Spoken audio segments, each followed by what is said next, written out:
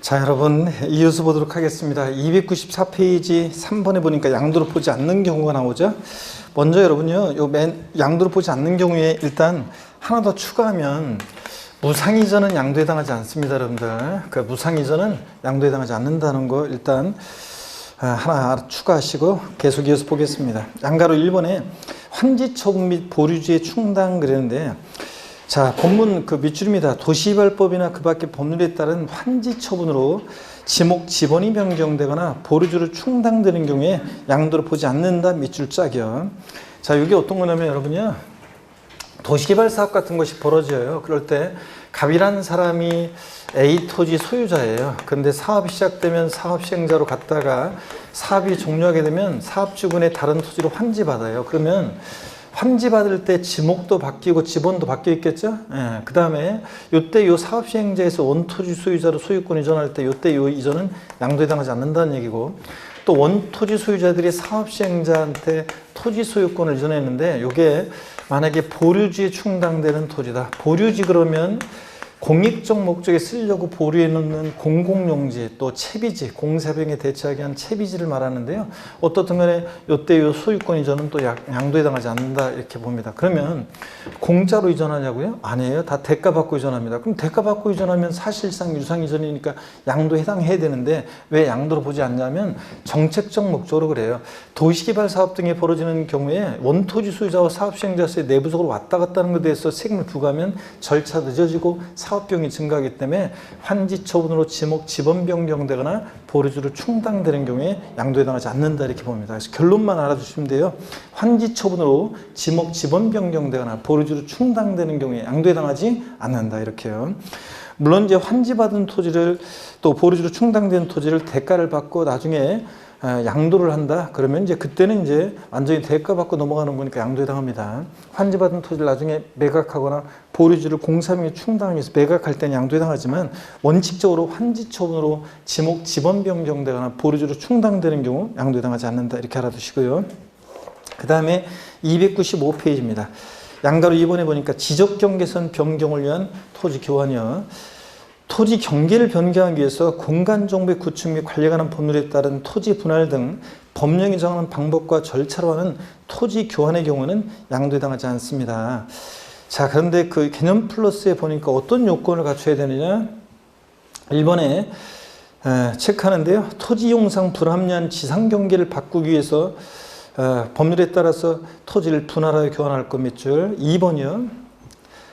분할된 토지 전체 면적이 분할 전 전체 토지 면적의 100분의 20%를 초과하지 아니할 것 밑줄이요. 자, 이거 어떤 거냐면 결론만 이것도 아시면 되는데, 보세요.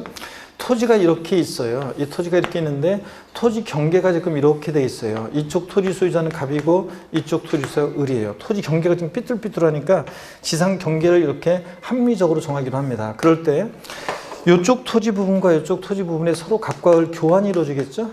이때 이 지적경계선 변경을 위한 토지 교환은 양도에 해당하지 않아요. 근데 분할된 이 토지 전체 면적이 분할 전 전체 토지 면적이 몇 프로? 20%를 초과하면 안 된다 그런 얘기입니다. 악용의 소지가 있으니까 그때는 양도로 봅니다. 자, 그 다음에 양가로 3번 양도담보는 아까 말씀을 드렸어요. 사실상 유상이전, 사실상 이전해야 한다 하면서 양도의 개념을 설명하면서 제가 말씀을 드렸는데, 자, 이건 결론만 역시 또 아시면 되는데, 양도담보요. 의의는 여러분들이 그냥 읽어보는 거예요. 양도담보란 채무자가 채무의 변제를 담보하기 위해서 담보로 정한 물건의 소유권 그 자체를 채권자에게 이전하고 일정 기간 내에 변제하게 되면 그 소유권을 회복하기로 한 담보제도인데요. 양도담보 요건이요. 양도담보는 채무자가 채무의 변제를 담보하기 위해서 자산을 양도하는 계약을 체결한 경우에 다음의 요건을 모두 갖춘 계약서 사본을 양도소득세 과세표준 확정신고서에 첨부해 신고하는 때는 이를 양도로 보지 않는다. 근데 결론만 하시면 되는데 어떤 요건을 갖춰야 되냐? 박스 안에 세 가지를 외우는 건 아니고 그냥 참고적으로 봅니다. A번, 당사자 간의 채무의 변제를 담보하기 위해서 양도한다는 의사표시 있을까?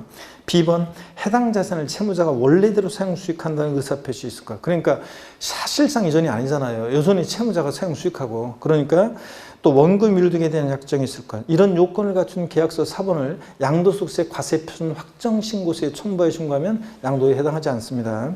니은번 다만 여길 밑줄입니다. 양도담보계약을 체결한 후 계속 밑줄이요. 그 계약을 위배하거나 채무 불행으로 인해서 해당 자산을 변제 충당한 때는 그때 이를 양도한 것을 본다 밑줄짝이요. 자, 28회 때도 나왔었지만 양도 담보 목적으로 이전은 양도해당하지 않아요. 형식적 이전, 등기 형식은 소유권 이전이지만 실제는 담보 이전이기 때문에 사실상 이전이 아니기 때문에. 근데 양도 담보된 자산이요.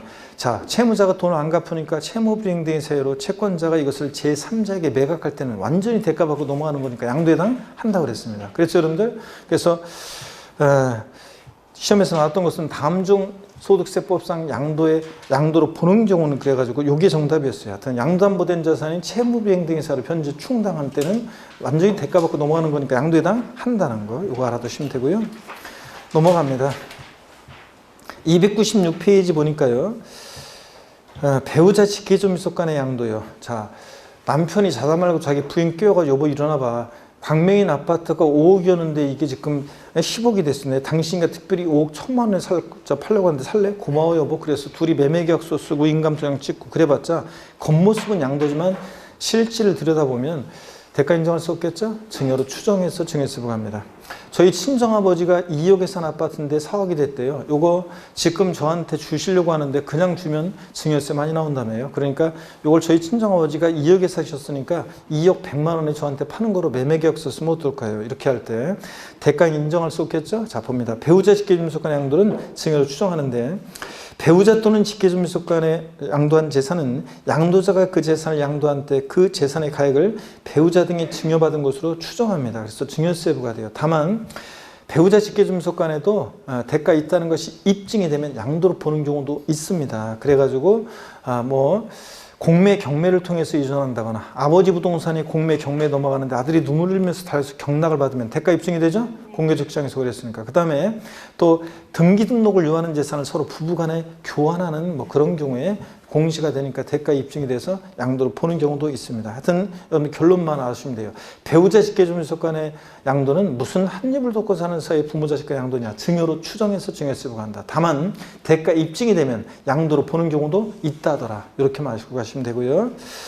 자, 그래서 동그라미 1번 쫙 밑줄이었고 그 다음에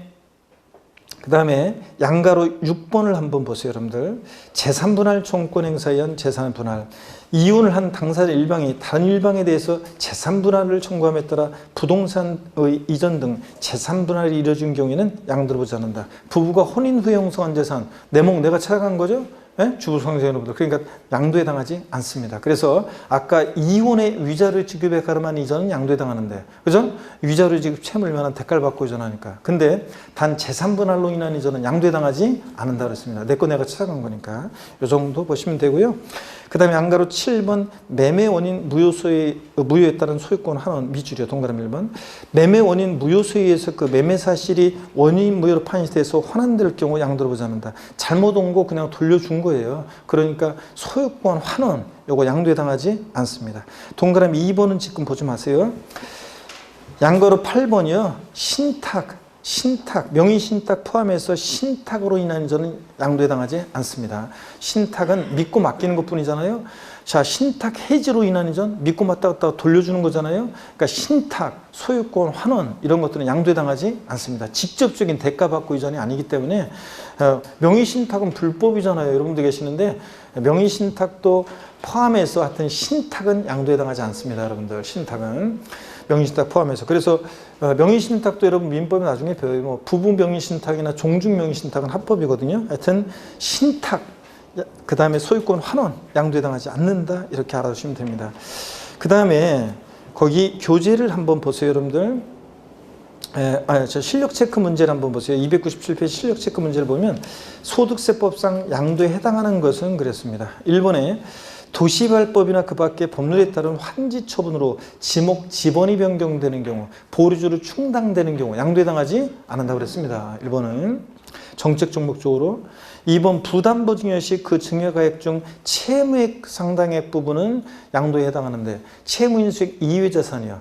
자, 5억에서 3억 뺀 나머지 2억 부분 공짜로 받은 거라고 했잖아요. 아까 부담보증여할 때. 그러니까 채무인수익에 해당한 부분을 제외한 부분은 공짜로 받았으니까 이건 증여에 해당됩니다. 양도에 해당하지 않고.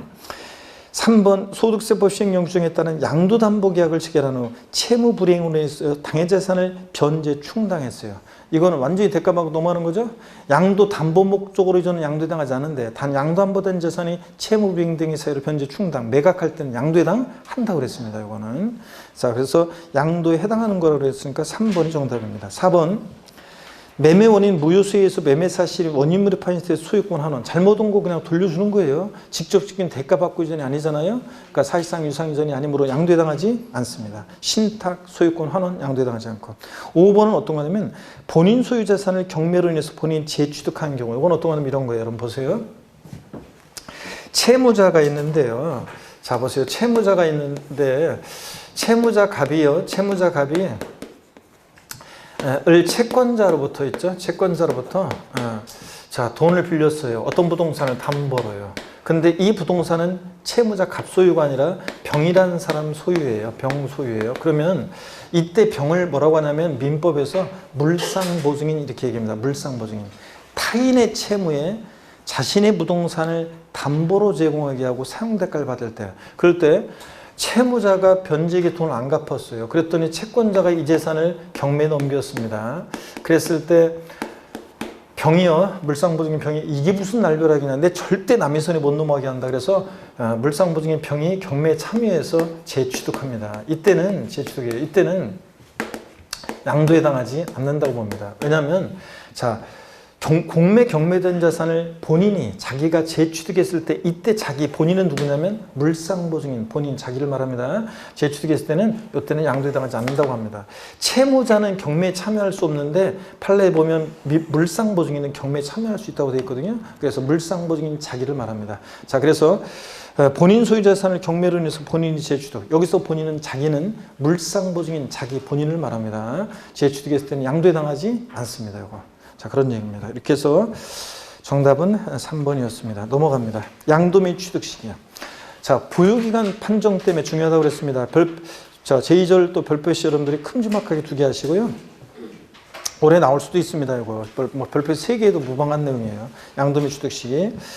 자 보유기간 판정 때문에 중요하다 그런 얘기가 쭉 나와 있고 일반적 거래로 바로 봅니다. 일반적 거래의 경우 어느 때를 취득일로 하고 양도일로 하는지 봅니다. 원칙은 대금 청산일인데요. 양도 또는 취득 시기는 원칙으로 해당 자산에 대금을 청산한다 몇 줄이고 그 다음에 양가로 1번에 보니까 대금 청산한 날이나 매매계약서에 기재된 잔금지급일 약정일에도 불구하고 실제로 잔금을 주고받은 날을 말합니다. 밑줄짝이요. 그래서 대금 청산한 날로 하는데 실제 잔금의 전부를 주고받은 날이에요. 그런데 시험에서는 이것을 갖다가 거기 대금 청산한 날 옆에 원칙 대금 청산일 제목이 있죠? 거기 옆에다가 계약상 잔금지급일 X요. 계약상 잔금지급일 X입니다. 우리가 취득세에서 매매 같은 유상승계 취득은 원칙 언제냐면 계약상 잔금지급이었습니다. 여러분 다 까먹어서 이제 가물가물하겠지만 저를 보세요. 매매 같은 유상승계 취득의 경우 취득세상 취득 시기는 원칙 언제냐? 계약상 잔금지급일. 명시가 안 됐어? 계약상 잔금지급이 그러면 계약일로부터 60일 경과하는 날을 취득시로 하고 계약일로부터 60일 경과하는 날. 그 다음에 국수공판법. 국가 등으로부터 취득하는 객관적 취득, 국수공판법의 경우는 어느 때? 사실상 잔금지급일 취득시로 하고 계약서와 상관없이. 근데 이런 날 이전에 등기일 먼저 언제고? 등기일이었습니다. 다시요. 취득세에서 매매 같은 유상승계 취득 원칙 계약상 잔금지급일. 명시가 안 돼서 계약일로부터 60일 경과하는 날. 국수공판법 같은 객관적인 취득은 사실상 잔금지급일. 이런 날들 이전에 등기일 먼저 언제고? 등기일이었습니다.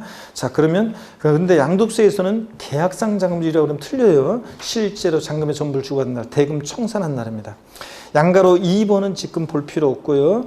그래서 그 핵심 포인트에 취득세 취득 시기 비교가 되어 있고요. 그 다음에 299페이지 보겠습니다. 예외 등기 접수일 봅니다. 양가로 1번에 대금 청산일이 분명하지 않다 그러면 등기부 등록부 명부 등에 기재된 밑줄입니다. 등기 등록 접수일 명의개소일 밑줄이요.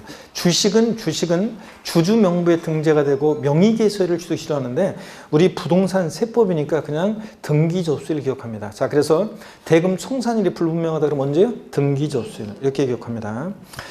양가로 2번에 보니까 대금 청산 전에 소유권 이전 등기했다 그러면 역시 등기부 등록부 명부 등에 기재된 등기 접수일 밑줄이요. 등기 접수일 밑줄. 그러면 여러분 여기 어떤 건지 사례를 통해서 한번 보겠습니다. 여러분 여기 보세요. 우리가 사례를 통해서 한번 보시면 만약에 갑과 을이라는 사람이 부동산을 거래를 합니다. 갑과 을이 부동산을 거래하는데 예를 들어서 개인 간 매매입니다. 개인 간 매매고 계약일이 2021년 만약에 3월 2일입니다.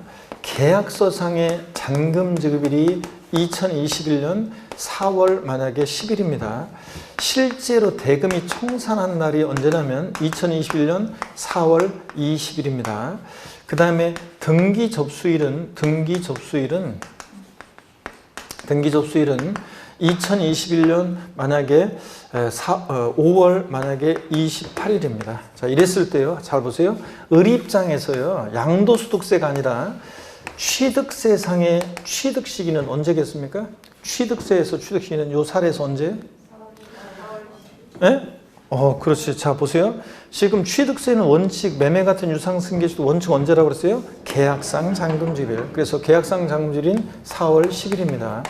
자, 그러면 이번에는 양도소득세상의 취득시기는 언제예요? 양도소득세에서는 대금 청산일이니까 양도소득세에서는 대금 청산일이니까 4월 20일입니다. 그러면요. 갑 입장에서 양도소득세상의 양도시기는 언제입니까? 네? 갑 입장에서 양도시기는 언제예요? 을 입장에서 취득시기가 양도소득세상의 취득시기가 4월 20일이에요. 그러면 양도소득세상의 양도시기 갑 입장에서 언제입니까? 자, 여러분 요 4월 20일이에요. 대금 청산일. 보세요.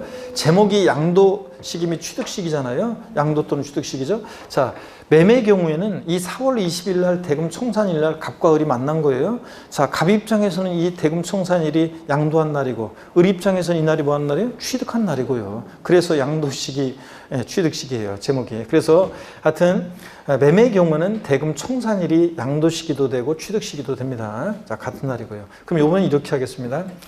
똑같은 사례인데 등기 접수일을 3월 28일로 하겠습니다. 3월 28일. 그러면 취득세상의 취득시기는 언제입니까? 예? 취득세상의 취득시는 언제예요? 원칙 대금 계약상 잔금질인데 계약상 잔금질 전에 등기하니까 언제요? 등기 접수일입니다. 3월 28일. 그렇죠? 목소리 커지는데 좋습니다. 자, 그다음에 양도소득세상의 취득시는 언제예요? 양도소득세상의 취득시는 원칙 대금 청산일인데 대금 청산일 전에 등기하면 언제예요? 등기 접수일입니다. 3월 28일.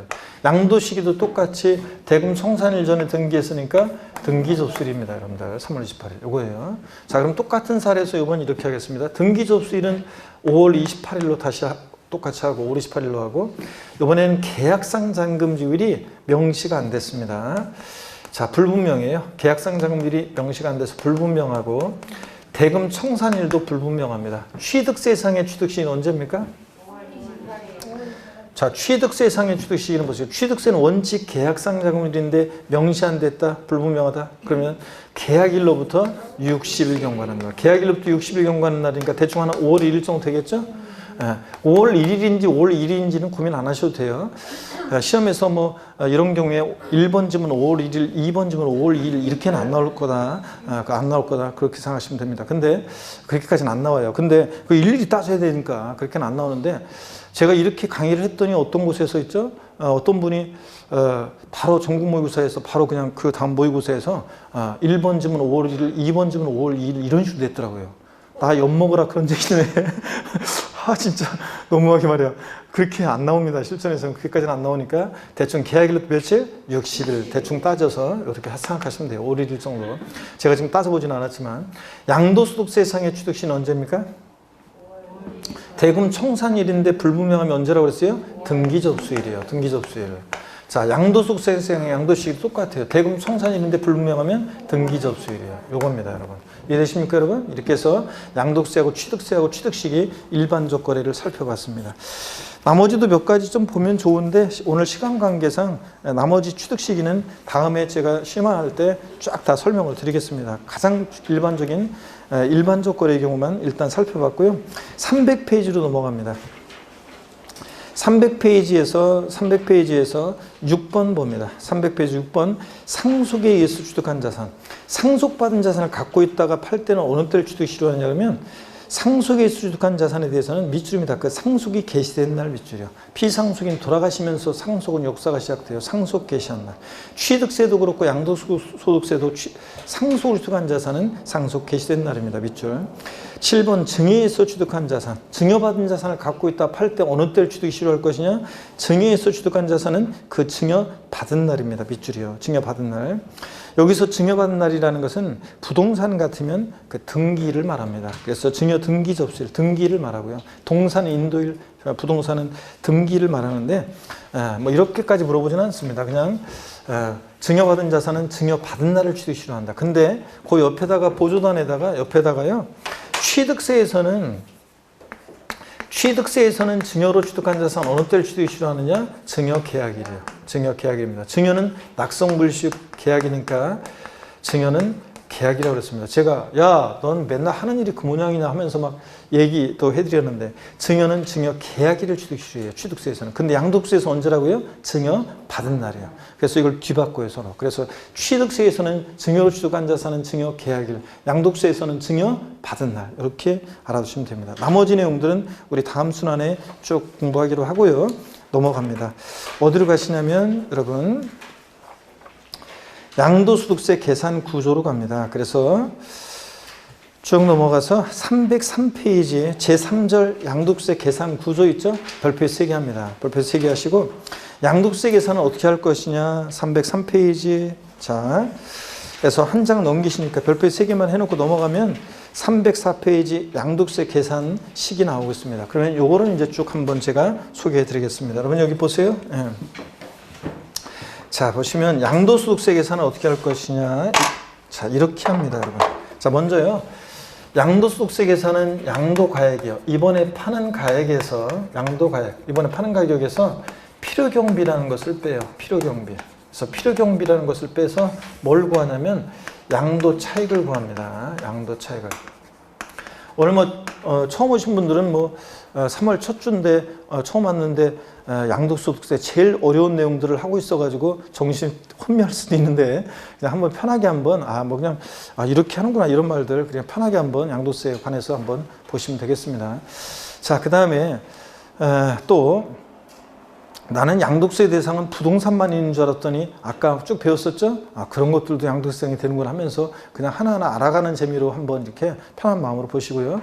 그 다음에 이제 다음 주부터 이제 다음 수업부터 제가 다시 이제 조세 총론부터 해가지고 이렇게 해서 쭉 강의를 또 하도록 합니다. 다만 기초적인 설명은 이제 다음 순환에 생략하고 우리가 주 5일제로 하면서 더욱더 시간이 좀 없어서 기초적인 설명을 생략하고 시험에서 의미가 있는 내용들 근데 기본 과정에서 배웠던 내용들이요 여기다가 이제 중요한 내용은 배경적인 것만 생략하는 거지 중요한 내용은 다시 여기다가 또 반복하고 다음 순환에도 또 여기다가 아까 했듯이 취득 시기 그러면 일반적 거래만 배웠잖아요. 여기다가 이제 추가해서 예외적인 거래들을 우리가 이제 추가해서 심화 과정에서 배우는 것 뿐이에요. 그래서 기본에서 중요한 내용은 다시 반복하고 거기다가 또 추가해서 내용들을 우리가 배우게 됩니다. 그래서 다음 수업 때 제가 조세 총론 다시 이제 진도를 나가도록 합니다. 자, 일단 오늘 양도세 계산은 어떻게 하느냐. 양도가액에서 필요경비라는 걸 빼서 양도차익을 구하는데요. 자, 여러분, 이 필요경비라는 것은 취득가액이에요. 그 자산을 취득할 때 들어간 취득가액, 여기다가 기타 필요경비라는 게 있어요. 기타 필요경비라는 것을 이제 공제해서 우리가 양도차익을 구합니다.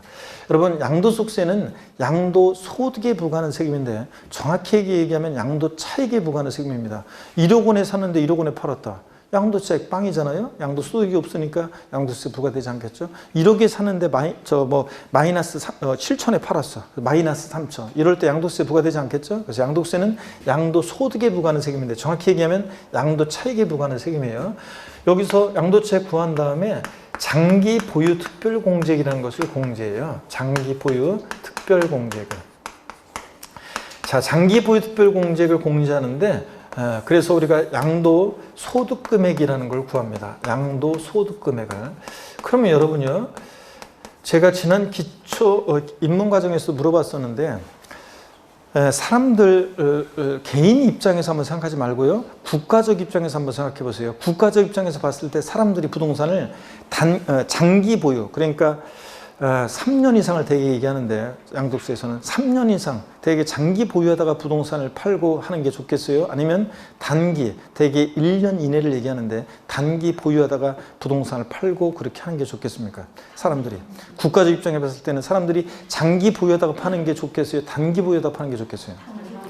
자, 단기라고 얘기했는데 왜 단기예요? 세금 많이 받으니까? 자, 그럴 줄 알았어요, 여러분. 자, 보세요. 우리나라가 근데 전체 세수 중에서 양도소득세는 극히 일부예요. 양도소득세로 돌아가는 나라가 아니에요. 그 세금 조금 더 거두려고 국가가 어떻게 되든 말든 신경 쓰지 않고 이러면 안 되잖아요. 보세요. 단기 양도하게 되면 어떤 문제점이 생기냐면, 샀어요. 사람들이 한두 달 만에 얹어서 팔겠죠. 손해보고 안 팔고 얹어서 팔아요. 또 산 사람이 손해보고 안 팔고 얹어서 팔겠죠. 또 얹어서 팔겠죠. 얹어서 팔겠고 계속 신고가를 경신하면서 올라가다가 이거 아닌데 그래가지고 팍 떨어져. 그래서 지금 요새 부동산 가격이 굉장히 많이 올라가지고 좋아하는 사람도 있겠지만 내 집이 4억이었는데 갑자기 이게 8억이 되고 5억이었는데 이게 12억이 되고 10억이 되고 그러니까 막 좋아하는 사람도 있지만, 이게 터무니없이 막 이렇게 올라가다가 집값이 막 4억 하던 게 예를 들어서 막 20억, 30억이 되고 40억이 되고 50억이 돼. 그럼 막 내 집이 갑자기 막 5억 하던 게 30억이 되고 막 이러면 막 좋겠죠? 근데 막 그렇게 올라갔다가 이게 아닌데 그래서 거품이 팍 꺼지면 그러면 나라 전체가 절단나겠죠, 여러분들? 아이고, 부동산은 서서히 올라갔다가 서서히 떨어지고 이래야지 이게 그냥 확 올라갔다가 확 나중에 확 떨어지고 이러면 거기 은행에서 거기 30억에 맞춰서 상투 잡은 사람들 완전히 망하겠죠, 상투 잡은 사람들. 그래서 은행도 부실화되고 개인도 파산하고 여러 가지 문제가 생깁니다. 그렇기 때문에 국가적 입장에서는 사람들이 부동산을 장기 보유하는 게 좋아요. 근데 말로만 장기 보유라고 하면 뭐예요? 메리트가 있어야지. 그래서 장기 보유자에 대해서 보유기간에 따라 공제해 주는 게 장기 보유 특별 공제입니다. 그래서 양도책에서 공제해서 양도소득 금액을 구해요. 이 구해진 양도소득 금액에서 양도소득 기본공제액이라는 걸 공제해요. 그러면 우리가 뭘 구하냐면 양도소득 과세표준 금액을 구해요. 양도소득 과세표준을 구합니다. 그러면 이 구해진 양도소득 과세표준 구한 다음에 여기다가 이제 지방세나 국세나 과표가 결정되면 곱하기 세율이죠. 그래서 우리가 산출세액을 구합니다. 자, 요까지는 이렇게 과세표준을 구하는 과정까지가 복잡하지, 그 이유는 뭐 이렇게 과표 결정되면 곱하기 세율 산출세액입니다.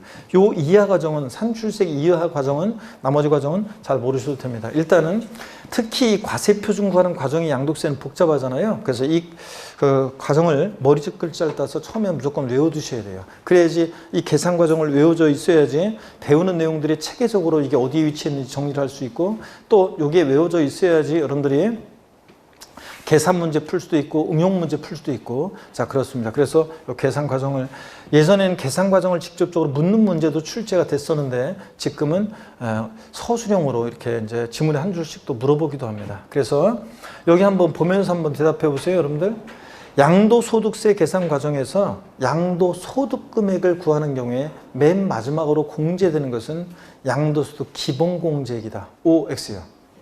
양도소득세 계산 과정에서 양도소득 금액을 구하는 경우에 맨 마지막으로 공제되는 것은 양도소득 기본공제액이다.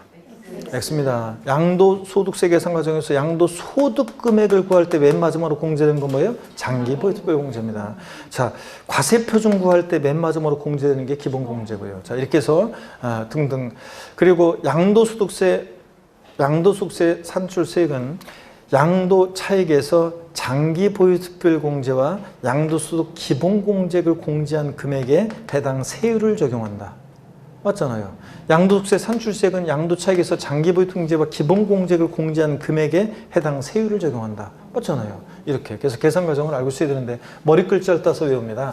가, 필, 차, 장, 소, 기, 과입니다. 가, 필, 차, 장, 소, 기, 과요. 차장이 중요해요. 양도차익 계산은 시험 문제 매년 한두 문제씩 나옵니다. 양도차익 계산. 그리고 장기 보유별 공제 중요하고요. 차장이 중요한데 차장 그러면 어떤 게 연상되냐고 제가 20대 수강생들한테 물어보면 되게요. 회사 부장 아래 차장이 떠오른대요. 회사 부장 아래 차장이. 근데 40대, 50대, 60대 분들은 묻지도 않았는데 옆에서 20대 묻고 있는데 괜히 끼어들어가지고 그냥 버스요, 버스 차장 떠오른다고 막 그러는데 여기서는 버스 차장입니다. 예전에 20대 초반에 아리따운 처녀가 지방에서 상경에서 버스 차장이라고 있었는데 돈이 필요해서 그 지방 자기 집에서 연락이 왔어요. 돈 좀 쳐달라고. 동생 학비 모자란다고. 근데 돈이 없어요. 월급날은 멀고 돈은 없고 그럼 뭐를 해야 돼? 가불이요. 가불이 필요한 버스 차장은 원래 경리과로 가야 되지만 양도소득세에서는 소기과라고 합니다. 그래서 가필 차장 소기과입니다. 에브리바디 다 같이요. 시작. 가필 차장 소기과요. 그래서 항상 여기 머릿속에 딱 있어야 돼요. 내용들을 배우면 양도가에서 필요분비를 빼서 가필 차 양도차익 구하고 차장 장기별 공제를 공제해서 차장 소 양도소득금액 구하고 기본공제를 공제해서 과세표준 구한다. 곱하기 세율에서 산출세입니다. 이해되십니까 여러분? 한 번 더 해봅니다. 시작. 가필 차장 소기과입니다. 이렇게 외우셔야 되는데 자 여기 봅니다. 양도소득세 양도차익 계산할 때 여기를 보세요. 양도가액과 취득가액은요. 이 양도가액과 취득가액은 지금은 이제 전면적으로 실지거래가액을 적용해서 양도차익 계산하는 게 원칙이에요. 실지거래가액을. 근데 극히 예외적으로 이제 기준시가를 국세과세 기준시가를 적용하기도 합니다. 우리가 공시가격에는 기준시가도 있고 시가순액도 있는데 지방세에서는 시가순액이라고 하고 국세에서 뭐라고 한다? 기준시가라고 합니다. 국세를 과세하는데 물건에 대한 기준이 되는 가격 기준시가요. 자 그랬을 때 양도차익 계산 시에 양도가액과 취득가액은 실지거래가액을 적용하는 게 원칙인데 기준시가를 적용하는 경우도 있습니다. 옛날에는 기준시가 과세가 원칙이었지만 지금은 실거래가 과세가 원칙인데요. 한 가지 아셔야 되는 게 있는데 양도가액과 취득가액의 동일기준 적용 원칙이라는 게 있습니다. 동일기준 적용 원칙이요. 또 두 번 썼네. 양도차익 계산 시에 양도가액과 취득가액의 동일기준 적용 원칙이라는 게 있는데요. 이게 어떤 건지 말 뜻을 아시면 됩니다. 법령이 이렇게 되어 있어요. 잘 보세요. 양도차익 계산 시에 양도가액을 실지거래가액에 의하면 취득가액도 실거래가액에 따르고요. 양도차익 계산 시 양도가액을 기준시가에 의하면 취득가액도 기준시가에 따른다. 이걸 여러분들이 아셔야 되는데요.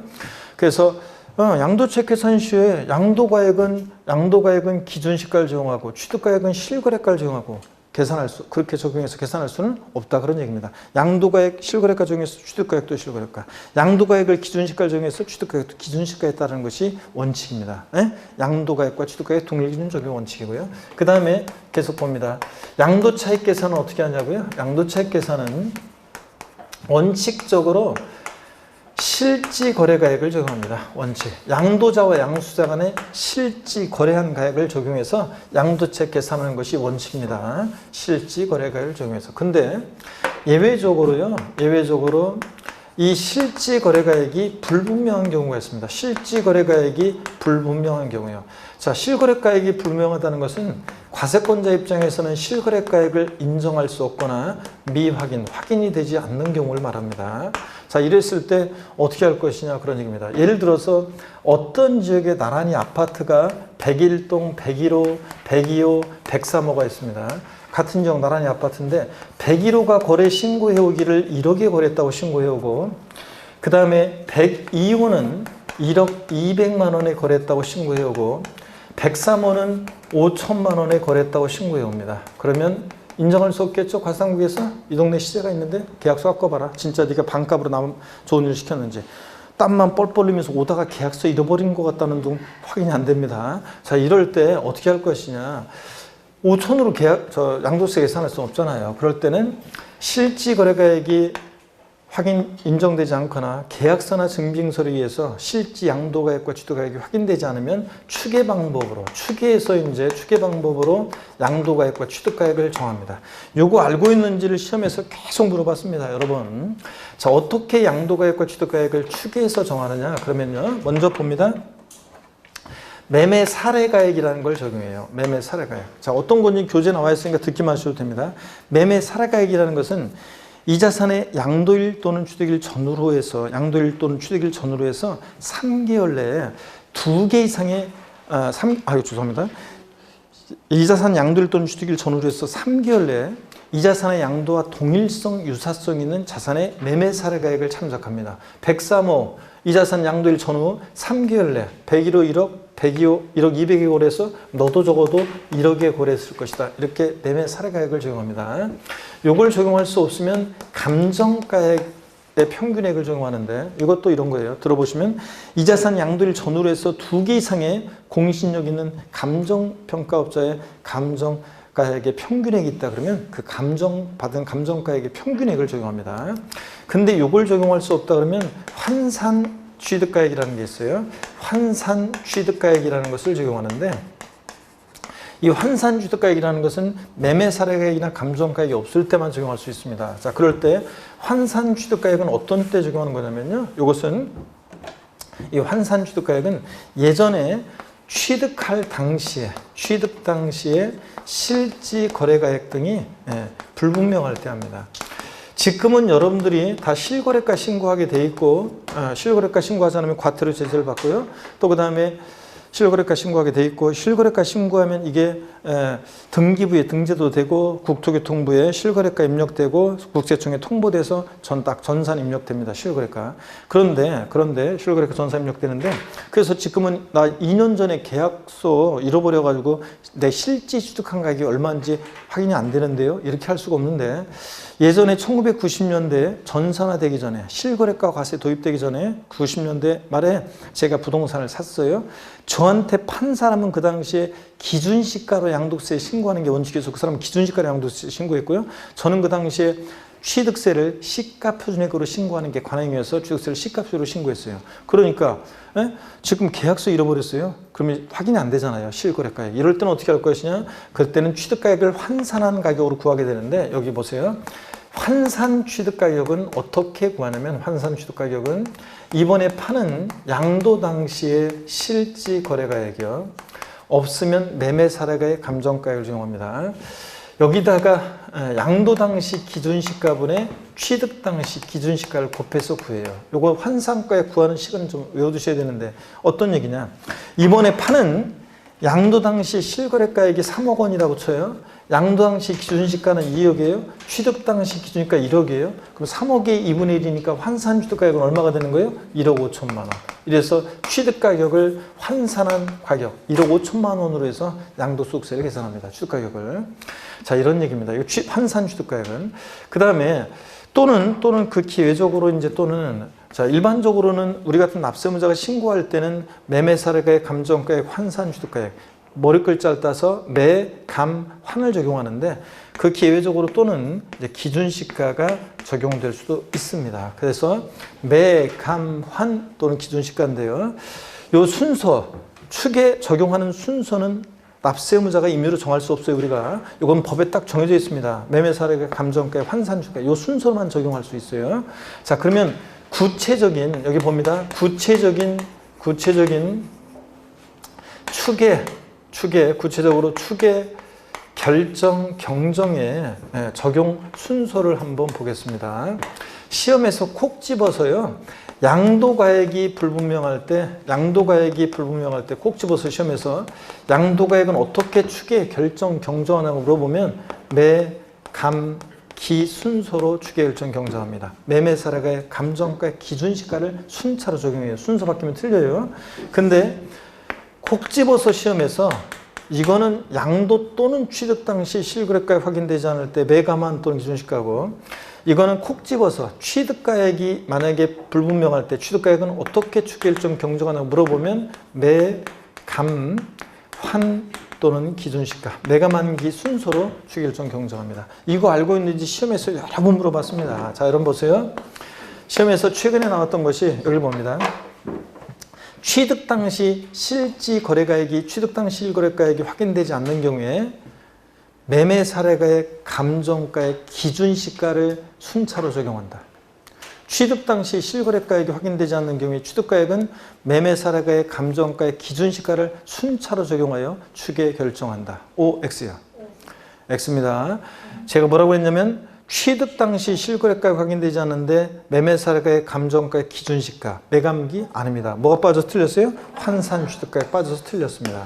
또 시험에서는 취득 당시 실거래가액이 확인되지 않는 경우에 취득가액은 매매사례가액, 환산가액, 취득가액, 감정가액, 기준시가를 순차로 정한다.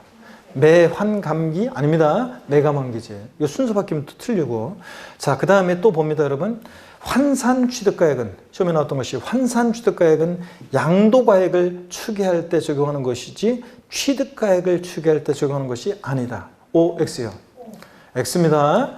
자, 환산 취득가액은 제가 뭐라고 그랬냐면 양도가액을 추계할 때 적용하는 거라고요? 아니에요. 환산 취득가액은 취득가액을 추계할 때 적용하는 것이지 양도가액을 추계할 때 적용하는 것이 아닙니다. 아시겠습니까, 여러분? 이렇게 해서 여러분들이 이거 하여튼 콕 집어서 양도가액 불명하다. 양도가액은 어떻게 추계일정 경정한다. 양도가액을 매, 감, 기 순서입니다. 콕 집어서 취득가액이 불명할 때 취득가액은 어떻게 추계 결정 경정한다 물어보면 매, 감, 환, 기 순서입니다. 아시겠습니까, 여러분? 꼭 알아두시고 교재를 보겠습니다. 그 계산식을 보니까 맨 위에 계산식만 한번 볼게요. 양도차액은 양도가에서 필요용비를 빼서 구하는데 양도가액 및 취득가액은 원칙 실거래가를 적용하는데 예외적으로 불분명할 때는 추계가액으로 정한다는 얘기고, 그 다음에 내려와서 표 아래로 내려와서 이 양도가액과 취득가액의 결정입니다. 먼저 양도가액과 취득가액 산정 방법은 원칙 실거래가를 정하는데 예외적으로 실거래가액이 불분명할 때, 확인되지 않을 때 불인정 미확인의 경우에 추계 결정하게 됩니다. 양도차액 산정이요. 양가로 1번을 봅니다. 양도차액은 양도가액에서 취득가액 및 기타 필요경비를 공제하여 계산하는데 양도차액을 계산할 때 여기 비춥니다. 양도차액 계산할 때 양도가액을 실지거래가액 가로 생략하고 에 따를 때는 취득가액도 실지거래가액 가로 생략하고 그 줄 끝에 에 따르고, 양도가액을 기준시가에 따를 때는 취득가액도 뭐에 따른다? 기준시가에 따른다. 밑줄짝이요. 이게 양도가액과 취득가액의 동일기준 적용 원칙이라고 제가 제목을 달아서 말씀드렸고요. 그 다음에 넘어갑니다. 305페이지요. 305페이지 개념 플러스에서 추계, 내려와서 1번에 추계, 본문부터 맨 위에부터 봐야 되겠네요. 305페이지 실거래가액이 인정 확인되지 않는 경우에 추계조사 결정 경정 특례. 양도가액 또는 취득가액을 실거래가에 따라 정하는 경우로서 다음의 사유로 장부나 그 밖의 증명서류에 의해서 해당 자산의 양도 당시 또는 취득 당시 실거래가액을 인정 확인할 수 없는 경우에 양도가액 또는 취득가액을 매매사례가액, 감정가액, 환산 취득가액 또는 기준시가 등에 따라서 추계조사하여 결정 경정 가액으로 할 수 있다. 그래서 추계 결정 경정의 사유 읽어보면 뭐 증빙서류 없거나 확인이 안 되거나 뭐 등등 그런 경우에 한다는 얘기입니다. 그 추계 결정 경정의 방법이요. 한번 봅니다. 양도가액 또는 취득가액을 추계 결정 경정하는 경우에 다음의 방법을 순차로 적용해 산정가액이 한다. 순서대로. 다만 매매사례가액, 감정가액이 특수관계인가의 거래에 따른 거액 등으로서 객관적으로 부당하다고 인정되는 경우에는 해당 가액을 적용하지 않는다. 그런 얘기입니다. 자, 그럴 때 거기 매매사례가액이 뭐고 감정가액이 뭐고 나와 있어요. 여러분들이 제가 아까 말씀드렸고 3개월 내 3개월 내 이런 거 한번 읽어보시고, 환산 취득가액은 구하는 식을 알아두셔야 돼요. 양도당시 실거래가액 여기다가 양도당시 기준시가분의 취득당시 기준시가를 곱해서 구한다는 거, 요 식을 알아두셔야 되고 여기다 체크하고 3번에 계산식에 체크하고, 그 다음에 추계 가액 적용 순서 있죠? 여기 3번에다가 별 표시하고 딱 기억합니다. 콕 집어서 양도가액이 분명하다고 할 때 양도가액은 어떻게 추계일정 경정한다. 머리 글자를 따서 동그라미 하셔야죠. 매, 감, 기 순서고, 콕 집어서 취득가액이 분명할 때 취득가액은 어떻게 추계일정 경정한다. 매, 감, 환, 기 순서로 추계일정 경정합니다. 순서 바뀌면 틀려요. 됐습니다.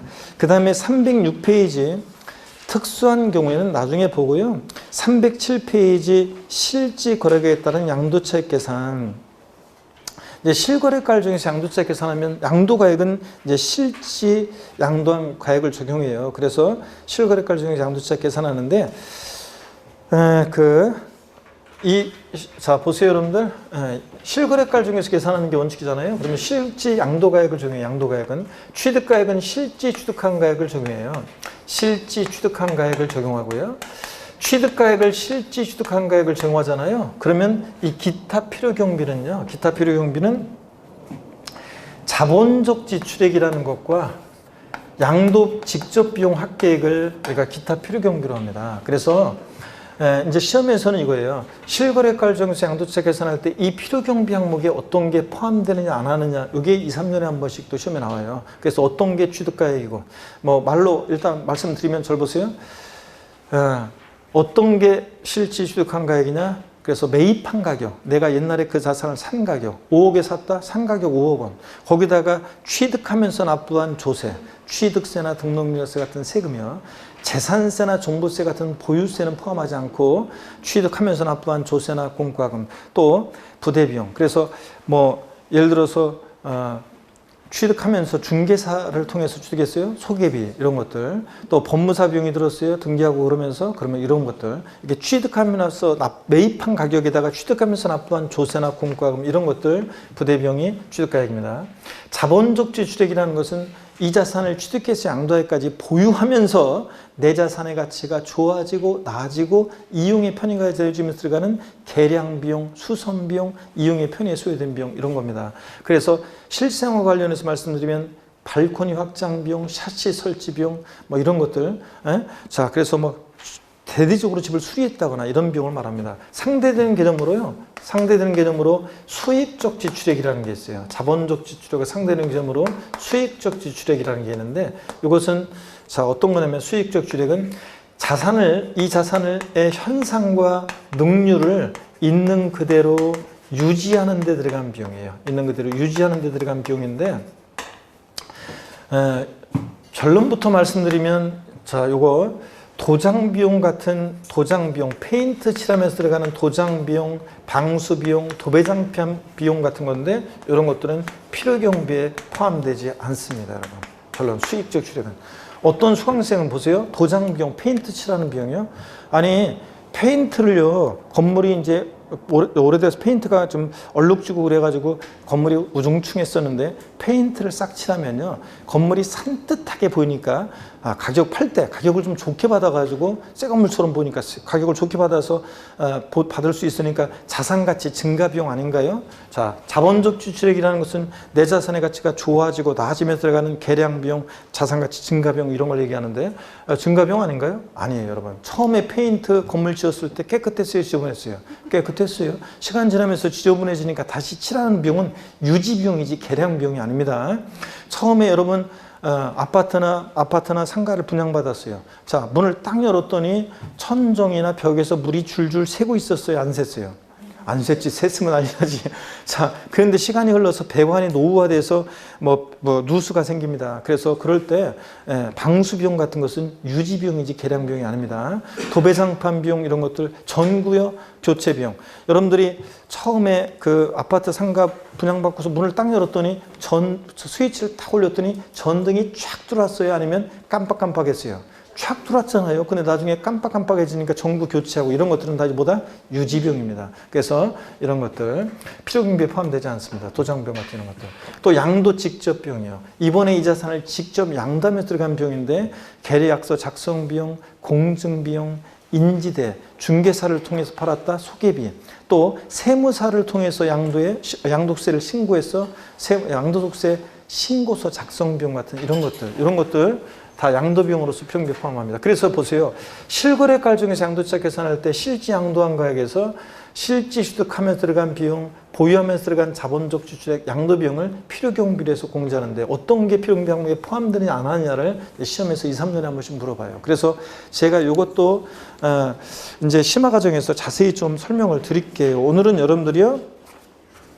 거기 대충만 한번 보고 갈게요. 307페이지 양도 당시 잠깐 그러고 보니까 시간이 다 됐네. 잠깐 쉬었다가요. 이 실거래가액에 따른 양도차익 계산 이거 대략적으로 몇 가지만 한번 살짝 보고 그 다음에 우리가 장기 보유 특별 공제 어떤 건지 기본 공제가 뭔지 대략적으로 간단하게 한번 살펴보고 세율도 이번 순환은 뭐 외울 필요 없고 몇 가지 이제 주의할 사항만 살짝만 한번 여러분들이 또 궁금해하니까 잠깐 한번 보고 그 다음에 양도세 예정신고납부, 확정신고납부 이런 걸 보겠습니다. 잠깐만 쉬었다가 이어서 보겠습니다. 잠깐 쉬겠습니다.